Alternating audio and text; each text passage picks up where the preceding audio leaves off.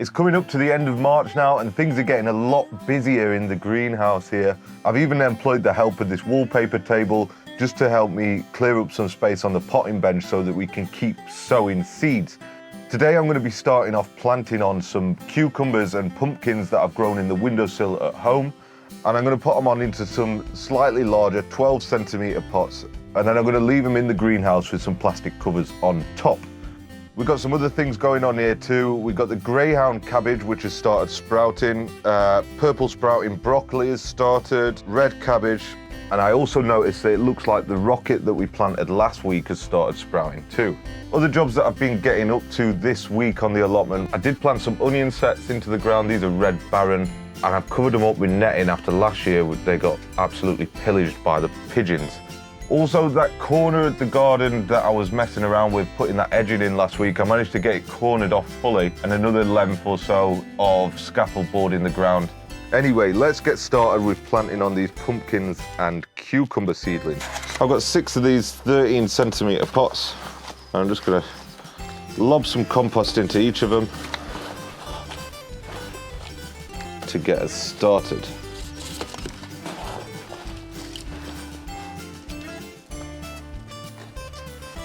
So now that we've got our compost ready, I'm just going to go ahead and make a little hole big enough to fit the little seedlings in, and then I'm going to try my best to get these guys out safely. I'll bury them down a little bit, compact it down. I want to make like a climbing sort of archway for these cucumbers. Last year we grew them on the ground. And they do take up quite a lot of real estate in the garden. So to minimise that and just maximise our growing space this year, I'm thinking about some kind of trellis archway with some 1-inch welded mesh that we've got. I'm just going to employ the help of this lollipop stick to help me get it out of there nice and safely without damaging the roots. Last year we grew them on the ground and they do take up quite a lot of real estate in the garden. Now we'll get the all-important labels on these guys. I'm only growing one type of cucumber, and that's the Consa variety. I don't need every label to tell me that though. And I think these are just some cheap seeds that I got from the Wilco's half-price sale at the end of last growing season. Top up a few of these with some more compost where they're a bit low. We'll just give these a real good watering now. And then the final piece of the puzzle is to get some half bottle tops or half bottles, just to keep them nice and moist, hopefully nice and warm, and protect them, because these have been, like I said before, these have been grown in the windowsill and they've not been hardened off at all. And we'll just see how they go. Moving on now to the pumpkins, which seem to have really sprouted quite big. And that was the same as before. I had a great pumpkin harvest last year, although admittedly, I did actually buy the plants from a garden centre for those ones. I've never done them from seed, so this is the first time doing pumpkins from seed. And it's the same process as before. We'll just make a little depression in the compost and then very carefully fish these guys out with this lollipop stick, trying not to damage any of the precious roots, which we've got lots of on these. I think six pumpkin plants might be a bit excessive, but I'm going to keep it like this for now, and then I'll probably just give some away. I think these are your bog standard jack-o'-lantern or giant variety. I can't remember which ones they were. The thing I like about seeds is, what I've noticed anyway, that whether you buy the 50p seeds or you buy the £4 seeds or the £5 seeds, unless you're buying some kind of rare heirloom variety or whatever they're called, they still grow, they still make nice plants and nice vegetables. So I don't know if it really makes that much difference. Whereas like with a lot of other hobbies, you find that the more expensive gear is often the better gear. But these, it's just like, still grows, still produces nice vegetables. So most of my seeds come from the 50p Wilco sale or wherever else is selling them cheap. Anyway, let's get the labels on them. That has freed up one of these nice 9-cell trays. So with those ones, I had some Romanesco cauliflower seeds. I've got these Wilco Romanesco. I really like the look of these, and I hope they grow into what they look like on the packet. But we'll do the same with these. We'll get them started and straight into this tray. Anyway, we're going to go 1 seed per cell here, and we'll put an extra 2 in just for good luck because they were in my thumb anyway. Pop those away for next year or later on in the season. We'll get a nice thin layer of compost on top of those, and then we'll just compress it down with another pot the same size. Give it a good watering. Don't forget the label. And then this can come and join the rest of the seedlings over on the pasting table. I'm just trying not to get smoke in my eyes, but I've just got a bag of black gold chicken poo, and I've also got the first bag of cut grass. So I'm going to be really concentrating this year on filling up these composts so that we're more self-sufficient.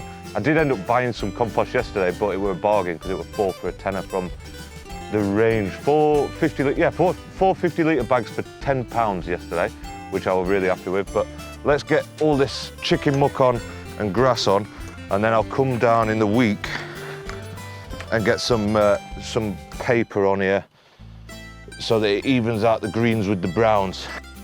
So that's the poop and the grass added in. I like using the grass in it because it makes it really, really hot. That breaks down super fast and gets really hot. At the minute, it's about 18 degrees. I've just got this little thermometer in there. I'm going to stick it in the middle and keep an eye on it when I come down this week. I've also been trying to get this area behind me cleared, ready to get some kind of shed built on it. But we've just dumped all kinds of garbage on here from the garden, broken pallets, privet, this plastic, all kinds of crap all over there. So just burning through that now, hoping to get this area cleared and sort of leveled out, ready to build some kind of shed on there so that we can escape the rain when it comes. Another job that I'm wanting to do this morning is get this bed prepped, because this is where I'm going to chuck my peas this year. That's where these are going to grow. So I want to make some kind of trellis structure so that the peas have got something to climb up. I used these little sticks last year and they just kept falling over in the wind, so I'm going to go for a nice A-frame with some string on it so that the peas can climb up and grow nicely. I've got all this pallet wood that I've broken down and just chucked onto a pile, so I've got these 4 pieces that are all fairly similar length. I think they've probably come from the same pallet, so these are going to make up the sort of A-frame. So just to get started, I've just got the 2 pieces of wood. I'm going to put them roughly where I want them to grow. We'll screw these 2 boards together at the top, then we'll get a screw on the other side as well. Probably slightly over-engineered, but it's all good. Over-engineered is always better than under-engineered. They're not going to wobble too much. I'm just going to lay these down and use these as a guide for doing the other ones so that they're both the same, or very close to being the same anyway. So just lay the wood on top of each other like that. It doesn't have to be perfect. And then we'll go one through the back side again. And now we've got these 2 A-frames that are going to make the legs for our pea trellis. I've got another 3 pieces of pallet board here. These are going to make the side trim. They've got a few nails in that will knock out. So the plan is that hopefully these are, oh my God, did you see that? They're literally the exact same length as the, width of the bed. So that couldn't have worked out any better. And in short, I'm just gonna sort of fix it onto the edge like that. Yeah, fix it onto the edge like that.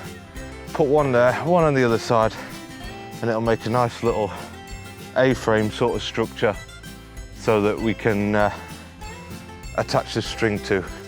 I can't believe they worked out the same length. Being the owner of a rusty saw, that makes my life a lot easier. This is going to fall over. Make sure that it's square, which it looks pretty good. Let's get the square and just check it. If you don't already have one of these speed squares, I would highly recommend one for using in the garden, because it just makes your life very easy for just checking that everything's all square and plumb when you're working on uneven surfaces like the garden floor. Anyway, that's one in. We'll do the same on this side. Because we're using the speed square, we don't need a level, as long as everything squares up nicely and measures right. So that's 85 centimeters from the top of that one We'll make sure that it's 85 centimetres from the top of this side, which if we put it there, it is. Check that it's square again. That's pretty close. And we'll screw this together, and then it's not going to fall over again, hopefully. Same again on this side. 85 centimetres should be enough.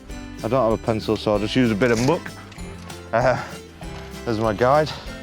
It wants to stick somewhere around there. And I know that it's not square, but with the second screw, that's going to be the one that seals the deal. We'll get it in a little bit and then just tighten it up. Just tighten that up now.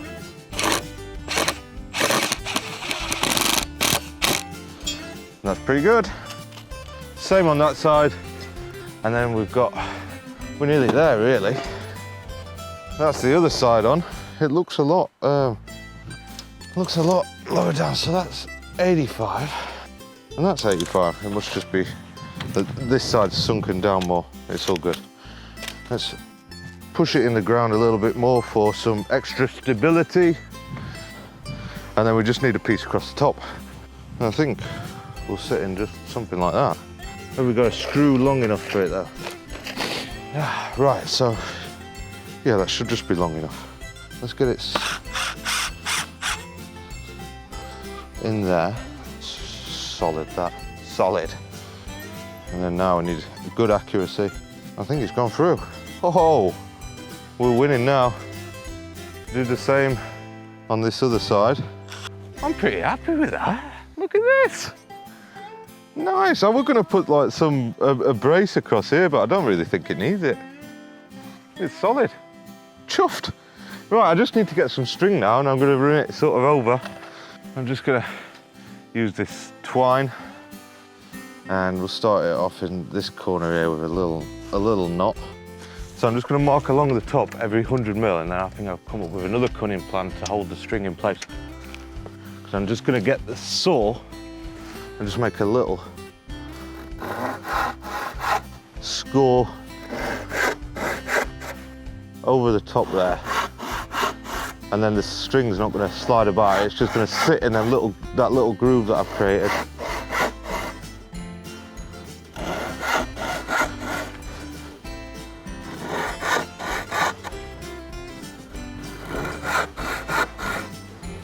I'll do the same along this bottom edge, except this time I'm going to mark it on the bottom because the string will wrap around underneath there.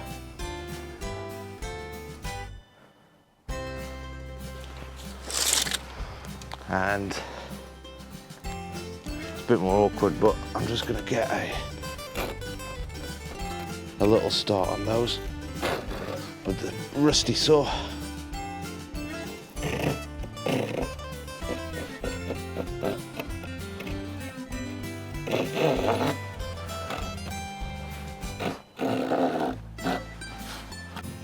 And now we're going to just come through with the string,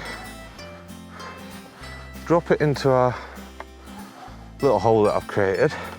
I'm going to run it around twice, and then I'm just going to run it down. Is it going there? Oh, let's miss one then. Let's do one, miss one, and then it'll make hopefully some kind of crisscross pattern.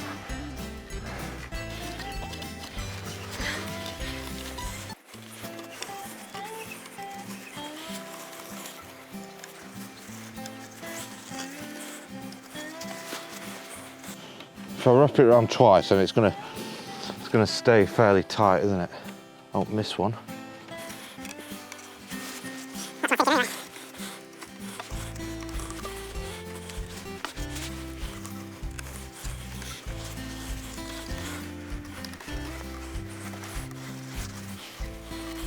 Now I'm going to come back across, and if this worked how I want it to, we should come back and it'll make like a X. X marks the spot.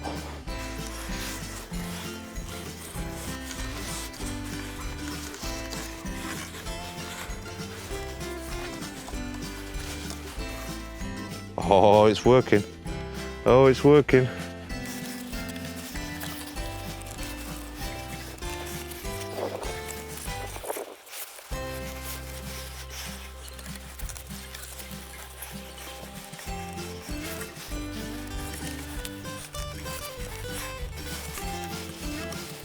And then I'll just tie it off down this bottom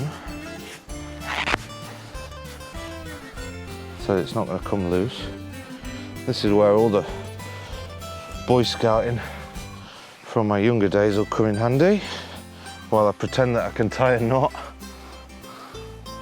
But I'll just wrap it around a few times and then sort of loop it through like that once or twice. Tie it around that bit there. I'm just guessing, I'm pretending that I know what I'm doing here. But whilst I'm pretending that I know what I'm doing, that looks grade A. I'm happy with that. They're fairly tight. Hopefully the plan is now that the peas will start growing down here once we've got the shoots through. The peas will grow down here and then they'll find these this bits of string and then they've got just something to climb up. I'll show you the finished article. I'm going to move on to the other side and wrap them around again. And then we'll come back for the finished article. Look how well this has turned out. I'm chuffed with it. I can't believe how nice it is. Well, I say nice, but I mean, sort of, it's just neat, isn't it? It's just come out really, really well. Well happy. And then I was just thinking as well, if I need to, I can put some like horizontal pieces across there and then I can lay over some bird netting, some of that green scaffold netting that we use here over the top of it, and then that's going to protect it from the pigeons attacking it. So that was just a quick thought. I think it took probably about half an hour, 40 minutes to put it together from start to finish. I was blessed because I already had some pieces of wood the right size, but yeah, really happy at how that's turned out.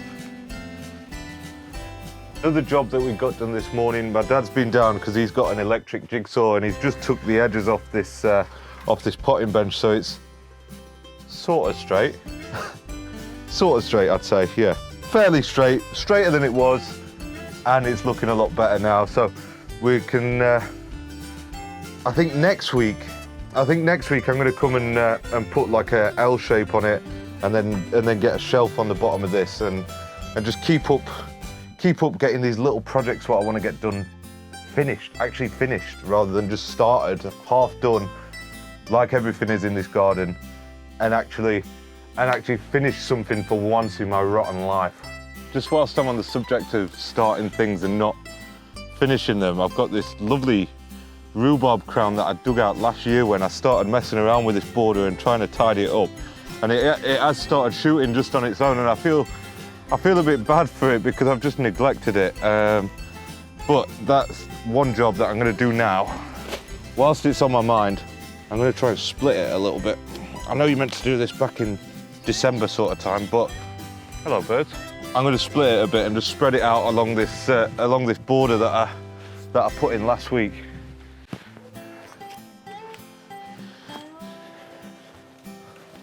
And I'll just use the grafting shovel to make a little hole. I'm going to start this guy down here, see if he grows. If it doesn't, it's not the end of the world. I'm pretty sure we'll get some rhubarb out of it. It'd be nice. But yeah, just split that straight in half like that. I don't know if that's how you meant to do it. Right, there's something hard there.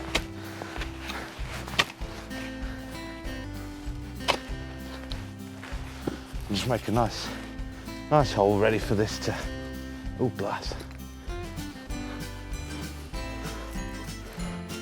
Hopefully we'll get some rhubarb again this year, the rhubarb last year was absolutely fantastic. I'm just going to split this again. That's got something sprouting on it.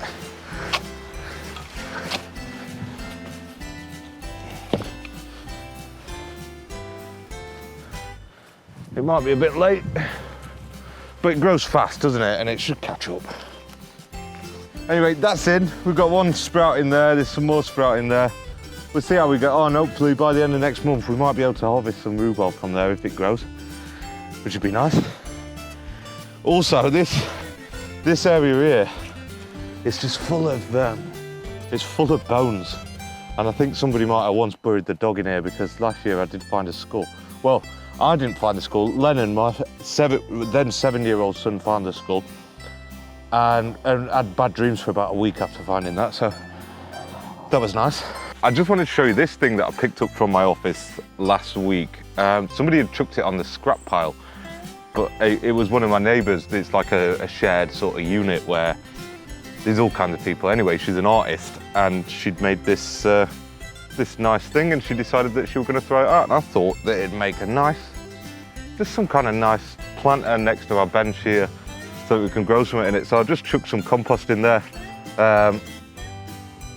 and once, I don't know what I'm going to put in there yet, but once we got some more seedlings and the weather gets a bit warmer, then I thought it's going to get warm as well, because it's made of steel, so it's going to absorb some of that light. It's going to be nice warm little bed for something to grow in. I just don't know what yet. Whilst I was sort of showing you what's growing on and what's happening, there's not much actually green stuff on the garden just yet. But one thing that I planted in November last year was this elephant garlic, and it seems to be doing really well. I have got some regular garlic growing in between the rows, but it just seems to be doing really good. I'll just get these weeds out whilst I'm sat next to it. But I just thought I'd show you how nice this is growing. It's the first time I've grown elephant garlic. I know that it seems to be more of an ornamental piece, but I just thought as a nice little experiment, it'd be nice to see how it gets on. That just about concludes everything that we've been up to this week. Make sure that you subscribe to see more of these videos just like this one. I'm going to try and do one every week and show you what's growing on the garden. Thank you for watching, and I will see you next time.